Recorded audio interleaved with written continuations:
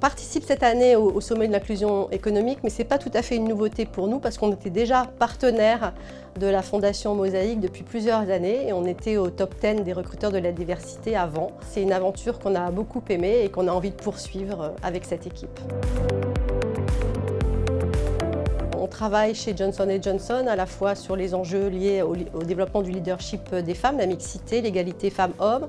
On travaille aussi sur le handicap, on travaille aussi sur la diversité sociale, sur l'accès des jeunes à l'emploi, au monde de l'entreprise. On travaille aussi sur les diversités liées à tout ce qui est la cause LGBT au sens large, avec un groupe qui s'appelle chez nous Open and Out. Et puis on travaille aussi sur les nouvelles générations, sur les millennials, pour qu'ils se sentent intégrés dans ce monde de l'entreprise dont ils se sentent parfois un peu loin. On a à la fois, on va dire, une stratégie internationale qui nous donne un cadre dans lequel on s'appuie et on avance. Et on a aussi, nous, des groupes de travail avec uniquement des volontaires. Le sujet les intéresse, ils viennent travailler sur ce sujet, ils font des propositions à la direction générale et on avance.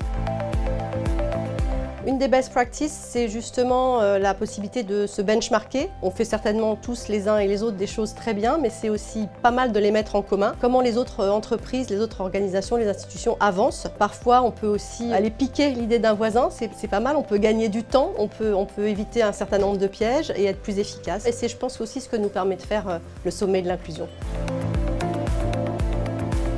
Je pense que la diversité, c'est absolument le must, particulièrement dans le monde d'aujourd'hui où on doit innover en permanence. Oui, ils sont nombreux dans l'entreprise, bien sûr. On ne peut jamais cocher la case et se dire « ça c'est bon, ça c'est fait ». Donc il faut être absolument vigilant et vraiment ne rien céder, ne rien lâcher et au contraire s'autoriser à ouvrir de nouvelles portes sur d'autres diversités qu'on n'a peut-être pas encore aujourd'hui appréhendées. La diversité est un accélérateur de performance pour nos entreprises et la société. Alors, rejoignez le mouvement. Sommet de l'inclusion économique, le 29 novembre. Inscrivez-vous. www.inclusion-économique.com